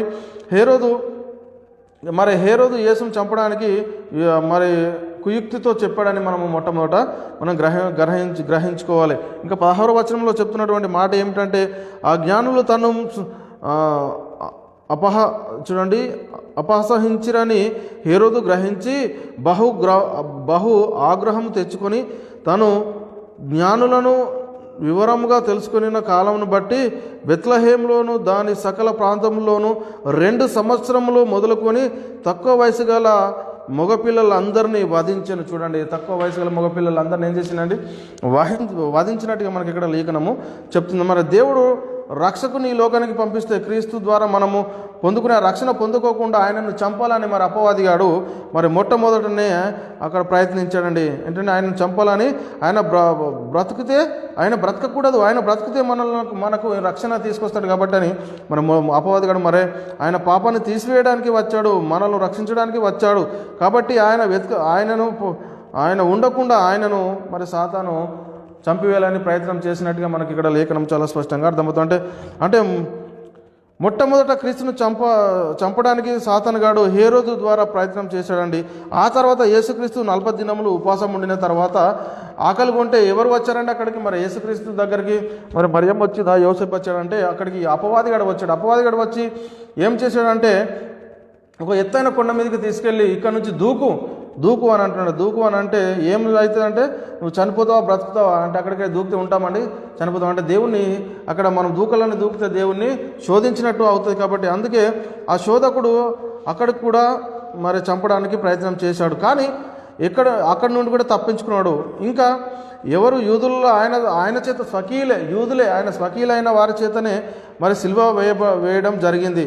అంటే నా ప్రాణం పెట్టుటకు ఆయన అక్కడ చెప్తున్నటువంటి మాట ఏమిటంటే, నా ప్రాణం పెట్టుటకు నాకు అధికారం కలది, మరి నా ప్రాణాన్ని తిరిగి తీసుకోవడానికి కూడా నాకు అధికారం కలది. ఆజ్ఞను మరి తండ్రి యొద్ద నుండి మరి దేవుని యొద్ద నుండి నేను పొందుతున్నానని మరి యేసుక్రీస్తు వారు చెప్పారు. అంటే మరి ఏమన్నాడు? నా ప్రాణము తీసుకుంటున్నాను, నా ప్రాణం నా అంతటా నేనే మరి పెడుతున్నాను, నా ప్రాణం కానీ ఎవరు కూడా తీసుకోరు, నా అంతటా నేనే పెడుతున్నానని మనకు చెప్తున్నా ఉన్నాడు. మరి యేసుక్రీస్తు 3వ దినం మరి అంతటా నేను నా ప్రాణాన్ని పెడుతున్నాను అన్నాడు కదా. మరి యేసుక్రీస్తు 3వ దినం లేవాలా అంటే మరి లేవాలి. సిల్వ వేసినాం అయిపోయిందని అనుకోలేరండి ఇక్కడ. అంటే మేము సిల్వ వేసేసాం కదా, మన పని అయిపోయిందని వీళ్ళు అనుకోక వీళ్ళు ఏం చేశారంటే మరి ఇంకా 3వ దినంన తిరిగి లేస్తానన్నాడు కదా అన్నటువంటి ప్రవచనం ఇంకా మిగిలి ఉన్నది కదా, మరి దాని విషయం ఏం చేద్దామని మరి మళ్ళీ అక్కడ అడిగినట్టుగా అక్కడ యూదులు మళ్ళీ అక్కడ చేస్తూ ఉన్నారు. ఏం చేస్తూ ఉన్నారని మనం ఒకసారి మనం పరిశీలన చేద్దాం. చూడండి, మత్తయి సువార్త 27వ అధ్యాయము అండి. మత్తయి సువార్త 27వ అధ్యాయము మనం 62 నుంచి 65 మట్టుకు చూసుకుందామండి. 27, 62 నుంచి 65 వచనాలు మనం చూసుకుంటే 62 నుంచి ఇక్కడ చూద్దాం. చూడండి, ఆ మర్నాడు అనగా సిద్ధపరచు దినమునకు మొదటి దినము ప్రధాన యాజకులను పరిసయ్యులను పిలాతు నొద్దకు వచ్చిరి. అయ్యా, ఆ వంచకుడు సజీవుడై ఉండినప్పుడు 3 దినములైన తర్వాత నేను లేచుదని చెప్పాను. మాకు ఆజ్ఞాపించినది మాకు జ్ఞాపకం ఉన్నది, చెప్పినది మాకు జ్ఞాపకం ఉన్నది. కాబట్టి 3వ దినం వరకు సమాధిని భద్రం చేయని ఆజ్ఞాపించుము. వాని శిష్యులు వచ్చి వానిని ఎత్తుకొని పోదురేమో, ఆయన శిష్యులు వచ్చి ఆయనని ఎత్తుకొని పోయిన మృతులలో నుండి లేచినని ప్రజలతో చెప్పుదురు రేమో అని. అప్పుడు మొదటి వంచన కంటే మరి కడపటి వంచన మరీ చెడ్డదాగునని చెప్పిరి. అందుకు పిలాతు, కావాలి వారు ఉన్నారు కదా, మీరు వెళ్ళి మీ చేతనైనంత మట్టుకు సమాధిని భద్రం చేయడని వారితో చెప్పిన. ఏంటంటే చూడండి, అంటే మాతో చెప్పిండు మరి బ్రతుకున్నప్పుడు మరి 3వ దినంలో తిరిగి లేస్తున్నాను అన్నాడు. కాబట్టి మరి ఒకవేళ లేవకపోతే మళ్ళీ ఆయన శిష్యులచ్చే నేను ఎత్తుకుపోతే మరి మొదటి వంచన కన్నా కడపటి వంచన మరీ చెడ్డదవుతుంది కదా. మరి మాకు సమాధిని భద్రపరచడానికి మాకు అధికారం చెప్పంటే మీరు మరి వాళ్ళు ఉన్నారు కదా, మీరు ఎంతమంది అయితే తీసుకుపోయి మీ చేతనైనంత మట్టుకు మరి సమాధిని భద్రం చేయమన్నట్టుగా మనకు అక్కడ అర్థమవుతుంది. మరి అయితే ఇక్కడ ఏం జరగకుండా అంటే యేసు మృతులలో నుండి తిరిగి లేవకూడదు అని ఇక్కడ సాతానుగాడు మరి ప్రయత్నం చేస్తున్నట్టుగా మనకు అర్థమవుతుంది. అంటే మరి లేచడా లేదా అంటే మరి లేచడండి, సమాధి తెరవబడింది. మరి వీళ్ళు ఏం చేయాలి అంటే మరి తిరిగి లేచాడు అనే మాట ప్రజల్లోకి వెళ్ళకూడదు. ఏంటంటే యేసుక్రీస్తు తిరిగి లేచాడనే మాట ఎక్కడికి వెళ్ళకూడదండి? ప్రజల్లోకి వెళ్ళకూడదు అంటే సువార్త అంటే ఏదంటే పౌలు చెప్పిన మాట, మన పాపాల నిమిత్తము అప్పగించబడ్డాడు. మరి ఆయన మన పాపాల నిమిత్తం అప్పగించాడు. లేఖనాల ప్రకారం 3వ దినమున మరి తిరిగి లేచాడు అనేది సువార్త. అంటే ఈ సువార్త తెలియకుండా అపవాదిగాడు చూడండి ఎలాంటి ప్రణాళిక వేస్తున్నాడు అంటే యేసుక్రీస్తు మృతుల నుండి తిరిగి లేస్తే ఏమవుతుందంటే మనకు సువార్త వస్తుంది, మన ఆత్మలు రక్షించబడతాయి, మనం రక్షించబడతాం. కాబట్టి అక్కడ ఏం చేద్దంటే సువార్త అంటే పౌలు చెప్పిన మాట, మన పాపాల నిమిత్తము అప్పగించబడ్డాడు, లేఖనం ప్రకారం మరి 3వ దినంలో తిరిగి లేచాడు అంటే అనేది సువార్త. ఈ సువార్తను మరి బయటకు రాకుండా అపవాదిగాడు మరి ఆ దినాల నుంచి ఎలా ప్రయత్నం చేస్తున్నాడు అంటే మనకు ఒకసారి అర్థమవుతుంది అన్నది.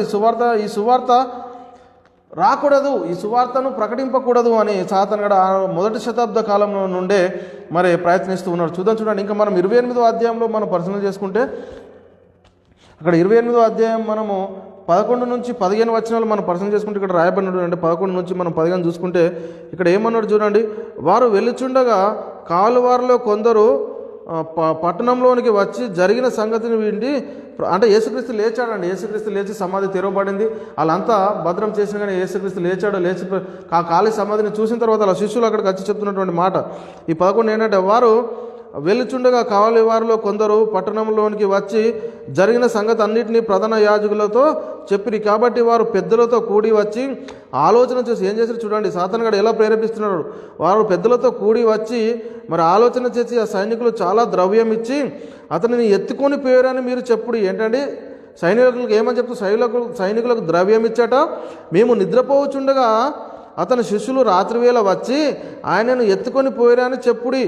ఇది అధిపతి చెవిన బడిన ఎడల మేము అతనిని సమ్మతపరిచి మీకేమీ తొందర కలగకుండా చేద్దామని చెప్పాను. అప్పుడు వారు ఆ ద్రవ్యం తీసుకొని తమకు బోధించిన ప్రకారం చేశారు. ఈ మాట యూదులలో వ్యాపించి మరి నేటి వరకు ప్రసిద్ధం. చూడండి యేసుక్రీస్తు మృతులలో నుండి తిరిగి లేవలేదు అని చెప్పడానికి సాతానుగాడు ఎలాంటి ప్రయత్నాలు చేశాడు, ఎలా మరి చేసుకుంటూ వచ్చాడు చూడండి. అంటే సువార్త అనేది బయటకు రాకుండా ఆ కాలాల్లోనే చూడండి అపవాదిగాడు ఎలాంటి ప్రయత్నాలు చేస్తున్నాడు అనేది మనకు అంటే యేసుక్రీస్తు మృతులలో నుండి తిరిగి లేవలేదు అని అక్కడ ప్రకటించాలని వాని ఉద్దేశం. చూడండి అంటే ఎవరిని ఎత్తుకొని పోయారండి, మరి ఎత్తుకొని పోయారని చెప్పమంటే ఎవరిని ఎత్తుకొని పోతారండి అంటే బ్రతుకున్న వారిని ఎత్తుకొని పోతారా, చనిపోయిన వారిని ఎత్తుకొని పోతారంటే చనిపోయిన వారిని ఎత్తుకొని. కానీ యేసుక్రీస్తు ఆల్రెడీ సజీవుడై తిరిగి లేచాడు, 3వ దినాన లేఖనాల ప్రకారం మరి తిరిగి లేచాడు. కాబట్టి మరి వీళ్ళు ఎంతటి మూర్ఖులో చూడండి ఎలాంటి పరిస్థితుల్లో ఉన్నారో మనం ఒకసారి మనమే పరిశీలన చేసుకోవాలి. అంటే మరి సాతాను యేసు లేవలేదు అని చెప్పడానికి సాతాను ఎలాంటి పన్నాగము పన్నాడు అనేది మనకి ఇక్కడ చాలా స్పష్టంగా అర్థమవుతుంది. అంటే చూడండి అంటే మనలోనే ఉంది మొత్తము. అంటే పౌలు అందుకే అంటున్నాడు అంటే ఏంటంటే మనము ఏం చేయాలని మొట్టమొదట గ్రహించుకోవాలండి.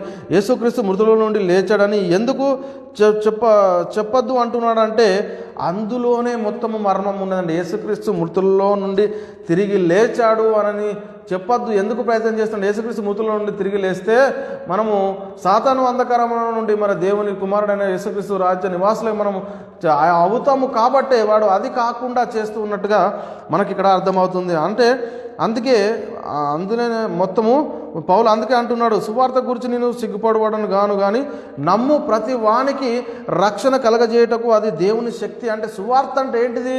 సువార్త గురించి నేను సిగ్గుపడవాడను కాదు కానీ మరి నమ్ము ప్రతి వానికి రక్షణ కలగజేయటకు అది దేవుని శక్తి అయినట్టు. సువార్త అంటే ఏంటంటే యేసుక్రీస్తు మృతుల నుండి తిరిగి లేచాడు అనేది. యేసుక్రీస్తు మన పాపాల నిమిత్తం మృతి పొంది మరి లేఖనముల ప్రకారం మరి సమాధి చేయబడి లేఖనముల ప్రకారం 3వ దినంలో తిరిగి లేచాడు అనేదే సువార్త.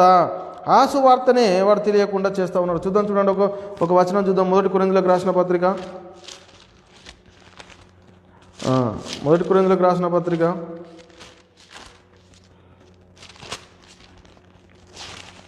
1వ అధ్యాయము 1 కొరింథీయులకు రాసిన పత్రిక 1వ అధ్యాయం 17-18 వచనాలు మనం ఇక్కడ పరిశీలన చేసుకుంటే 17-18లో ఏముందని చూడండి. 17 నేను ఎరుగును బాప్తిసం 1 కొరింథీయులకు రాసిన పత్రిక 1వ అధ్యాయము 17-18 వచనాలు మనం ఇక్కడ పరిశీలన చేసుకుంటే ఇక్కడ రాయబడినటువంటి మాట ఏమిటంటే బాప్తిసం ఇచ్చుటకు క్రీస్తు నన్ను పంపలేదు కానీ క్రీస్తు యొక్క సిలువ వ్యర్థం కాకుండాన్నట్లు మరి వాక్తూర్యం లేకుండా సువార్త ప్రకటించుటకే ఆయన నన్ను పంపెను. ఏంటంటే సువార్త ప్రకటించుటకే ఆయన నన్ను పంపెను. సిలువను గూర్చిన వార్త నశించుచున్న వారికి వెర్రితనము కానీ మరి రక్షించబడుచున్న మనకు దేవుని శక్తి మనల్ని ఆత్మను రక్షించిన శక్తి దేనిలో ఉంది అని అంటే మరి సువార్తల్లో ఉంది అని మనకి ఇక్కడ లేఖనము చాలా స్పష్టంగా అర్థమవుతూ ఉన్నది.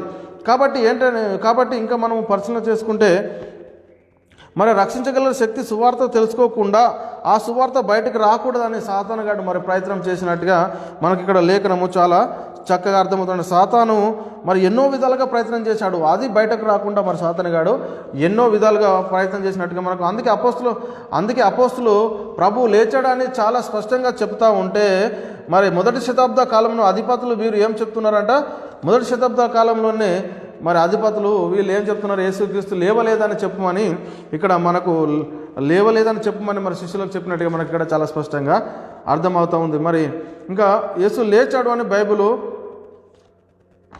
చెప్తా ఉన్నదని మనకు మొట్టమొదట మరి మనం గ్రహించాలి. చూడండి అపోస్తుల కార్యములు లేచాడని వీళ్ళు ప్రకటిస్తూ ఉంటే అక్కడ జరుగుతున్నటువంటి సందర్భం ఏమిటో అపోస్తుల కార్యములు 4వ అధ్యాయం 17వ వచనంలో ఇక్కడ మనం పరిశీలన చేసుకుంటే ఇక్కడ ఏముందండి 17వ వచనంలో,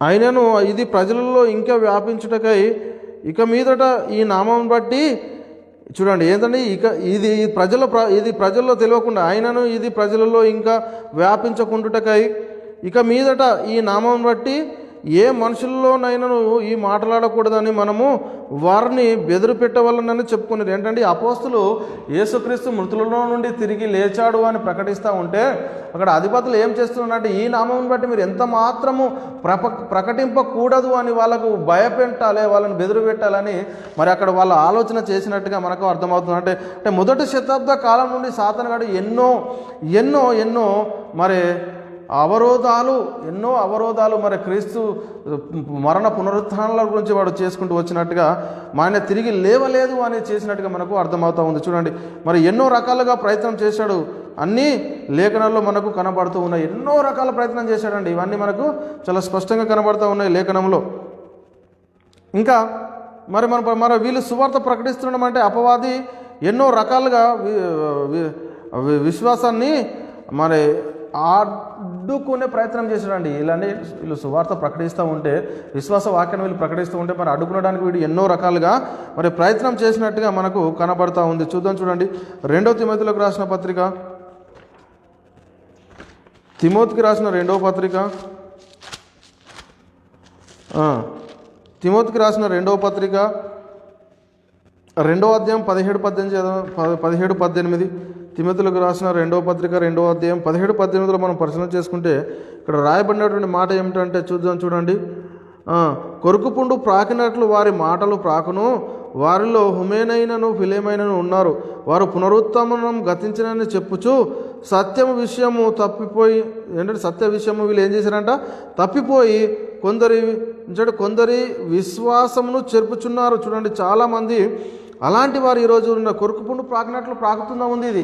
అదేవిధంగా ఈరోజు సంఘాల్లో మరి క్రీస్తు మరణ పునరుత్థానాలను కాకుండా మరి ఈరోజు పాత నిబంధన గ్రంథంలో సువార్త ఏదైతే ఉందో అది కాకుండా మరి పాత నిబంధన గ్రంథంలో ఏదైతే ఉందో దాన్ని ప్రకటించడానికి ఈరోజు పూనుకున్నట్టుగా మనకు అర్థమవుతూ ఉంది. మరి చూడండి మరి ఇంకా కొంతమంది మరి పునరుత్థానమే లేదని చెప్తూ ఉన్నారు. అదేంటో చూద్దాం అపోస్తల కార్యములు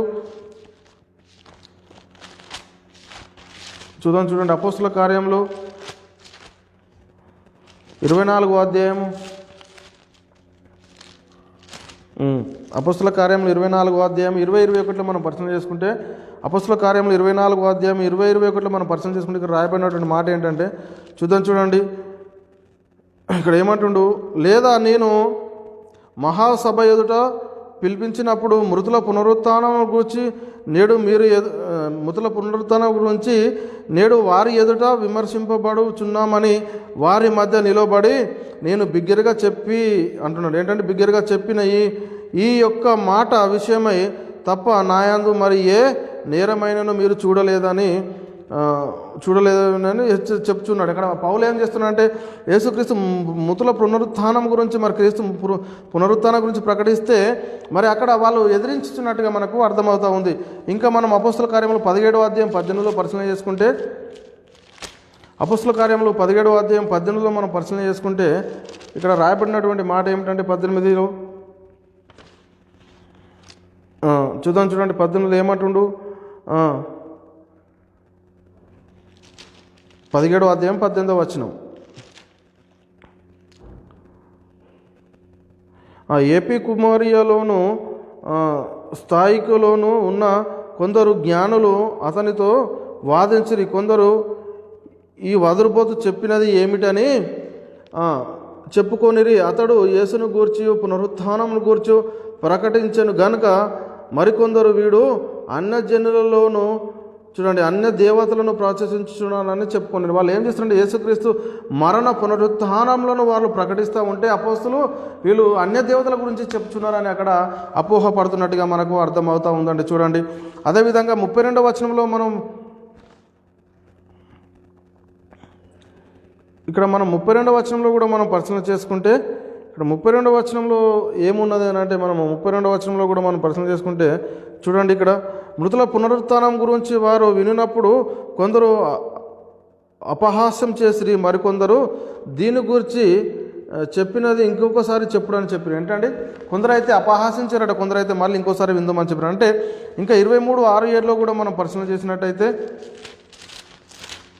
23:6 కూడా మనం పరిశీలన చేసినట్టయితే ఇక్కడ ఏముందంటే వారిలో ఒక భాగము సద్దుకయ్యలను మరి ఒక భాగము పరిసయ్యులనై తెగనై ఉన్నారు. పౌలు గ్రహించి సహోదరులారా నేను పరిసయ్యులకు సంతతి వాడను, మీకున్న నిరీక్షణను గూర్చి మృతుల పునరుత్థానమును గూర్చి నేను విమర్శించబడుచున్నాను ఈ సభలో బిగ్గరగా చెప్పని చూడండి. అక్కడ మృతుల పునరుత్థానం గురించి కూడా మరి విమర్శించబడుతున్నానని అక్కడ చెప్తున్నట్టుగా మనకు అంటే అయితే యేసుక్రీస్తు మరణ పునరుత్థానాల గురించి మొదటి శతాబ్ద కాలంలోనే యేసుక్రీస్తు మరి లేచాడు అని అపోస్తులు చెప్తూ ఉంటే లేవలేదు అని మరి అపవాదిగాడు మరి అక్కడ ప్రకటిస్తున్నట్టుగా మనకు అర్థమవుతుంది. అంటే యేసుక్రీస్తుని గూర్చిన సువార్త మనకు అందకుండా మరి అపవాదిగాడు చేస్తున్నట్టుగా మనకు అర్థమవుతుంది.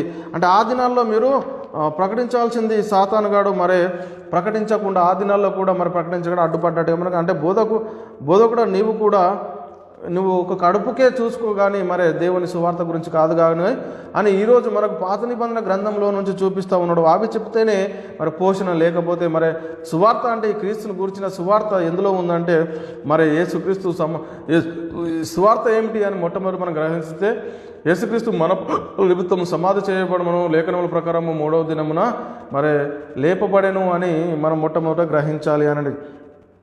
అంటే యేసుక్రీస్తు గురించి చెప్తే మరి ఏం రావు అంటే అవి డబ్బులు రావు. కాబట్టి మనము పాత నిబంధన చెప్తే మరి డబ్బులు వస్తాయి అన్నటువంటి చాలా బోధకులను అలా ప్రేరేపించి మరి అపవాదిగాడు వాళ్ళను నడిపిస్తున్నట్టుగా మనకు అర్థమవుతూ ఉంది. కాబట్టి యేసును గురించిన సువార్త చూడండి, యేసుక్రీస్తుని గురించిన సువార్త గురించి, రక్షణ గురించి, కృపను గురించి, పరిశుద్ధాత్మ గురించి మనకు చెప్పకుండా పరిశుద్ధత గురించి, జ్ఞానం గురించి, మహిమ గురించి మీరు చెప్పొద్దు అనేసి కొంతమంది బోధకులను సంఘంలో సాతానుగాడు మరి డంపు చేశాడు. మరి తీయండి యోనా గురించి, సామెల గురించి, మరి యొప్తా గురించి, దలీలా గురించి వీటి గురించి చూపిస్తున్నాడు. కానీ మరి వినుట ద్వారా విశ్వాసం కలుగును, వినుట క్రీస్తుని గురించిన మరి మాట ద్వారా కలుగునని ఎక్కడైనా మరి మనకు చెప్పినట్టు కాగా వినుట ద్వారా విశ్వాసం కలుగును, వినుట మరి క్రీస్తుని గురించిన మాట వల్ల కలుగునని చెప్పడము లేదు. అంటే ఆ మాటలు చెప్పకూడదు అని మరి ఆ బోధకులను వాడు ఏం చేస్తున్నాడు అంటే ఆ ముక్క పుచ్చుకోగానే సాతాను ఎవరిలో ప్రవేశించడానికి చూసుకున్నాడు, యూదాలో ప్రవేశించినట్టుగా మనకి ఇక్కడ అర్థమవుతుంది. అంటే అందుకే మనకు యేసుక్రీస్తుని గురించి మరి సంగతులు చెప్పాడు. ఏంటంటే మనకు యేసుక్రీస్తు గురించిన సంగతులు చెప్పకూడదు అని అపవాదిగాడు మరి ఎప్పటి నుంచో మరి మన మీద తిరుగుబాటు చేస్తున్నట్టుగా అర్థమవుతుంది. అంటే మరి చెప్తే రక్షణ పొందుతారు కాబట్టి నువ్వు వెళ్ళేటటువంటి గురించి నువ్వు ఆ రక్షణ మార్గంలోనికి వెళ్ళకుండా మనలను మరి ఆపివేస్తున్నాడు అని ఇక్కడ మనకు లేఖనం చాలా స్పష్టంగా అర్థమవుతూ ఉందండి. మరి మనము చెప్పేది మరి అందుకే మరి పౌలు ఏమంటుండే పౌలు సువార్తలో ఏముంది అని చెప్తున్నాడంటే ఆ సువార్తను గట్టిగా పట్టుకుని ఉండడం మీరు మరి దాని వల్లనే రక్షణ పొందురు, మరి యేసుక్రీస్తు మృతులలో నుండి తిరిగి లేచాడు అని ఆ సువార్త ఏదైతే ఉందో దాన్ని మనం గట్టిగా పట్టుకొని మనము మరి ఎప్పుడైతే ముందుకు సాగుతామో అప్పుడు మరి మనము రక్షించబడతాం. మనకు ఈరోజు సువార్త ఏమిటి అని అంటే మరి యేసుక్రీస్తు మృతుల నుండి యేసుక్రీస్తు చూడండి, యేసుక్రీస్తు మన పాపముల నిమిత్తము మృతి పొంది సమాధి చేయబడి లేఖనముల ప్రకారము 3వ దినమున తిరిగి లేచాడు అనేది సువార్త. మరి దీనినే మనం విని మరి దీనినే నేర్చుకుని దీన్నే ప్రకటించడం ద్వారా అనేక మంది ఆత్మలు రక్షించబడతాయి. కాబట్టి మరి దయచేసి అర్థం చేసుకొని మరి వాక్యాన్ని ఉన్నట్టుగా పరిశీలించి మరి వాక్యం ఏం చెప్తుందో, సువార్త అంటే ఏమిటో అనేది మనం ఇందాక మనం చాలా చక్కగా నేర్చుకున్నాం. కాబట్టి మరి వాక్యాన్ని అనుసరించి జీవించి మరి వాక్యంలోని సంగతులను మరి తెలుసుకోగలరని మరి క్రీస్తు బట్టి మీ అందరినీ బతిలాడుకుంటున్నాను. మరి చెప్పబడిన వాక్యం మన అందరి హృదయాల్లో నీరు కట్టి ఫలించిన గాక. సహోదరులారా, మరి తండ్రి అయిన దేవుని ప్రేమయో ప్రభువైన యేసుక్రీస్తు కృపయో పరిశుద్ధాత్మ యొక్క సహవాసమును ఎప్పుడు ఎల్లప్పుడు మనందరి ఆత్మలకు తోడైండును గాక. ఆమెన్. సహోదరులారా, మేము ప్రకటిస్తున్నటువంటి ప్రసంగాలన్నీ మరి యూట్యూబ్ ఛానల్లో అప్లోడ్ చేయబడుతున్నాయి. మీరు యూట్యూబ్ చర్చ్లో బైబిల్ విజ్డమ్ అకాడమీ అని మీరు టైప్ చేసి చర్చ్ బటన్ నొక్కినట్టయితే మేము చేసిన ప్రతి ప్రసంగము మరి అందులో పోస్ట్ చేయడం జరుగుతుంది. కాబట్టి వినండి. ఇంకా మీ ఆత్మీయ జీవితంలో ఎదుగుతూ ఇంకా అనేక మందికి చేరచేయడం ద్వారా మరి ఒక్కరినైనా ఒక ఆత్మనైనా మనం రక్షించగలిగిన వారం అవుతాం. కాబట్టి మీరు మా పరిచర్యలో మరి మీరు పాలు పొందులు కావాలి అని అంటే మీరు సొంత ప్రార్థనలో మా పరిచర్య నిమిత్తము మీరు జ్ఞాపకం చేసుకోవడం ద్వారా మా పరిచర్యలో మీరు కూడా పాలువారు కాగలరని మరి క్రీస్తు ప్రేమను బట్టి మీ అందరిని బతులకు దేవుని మిమ్మల్ని దీవించి ఆశీర్వదించును గాక. ఆమెన్. సహోదరులందరికీ వందనములు. మనందరి ఆత్మల కన్నతని అయిన దేవునికి కృతజ్ఞతాస్తుతులు, స్తోత్రములు.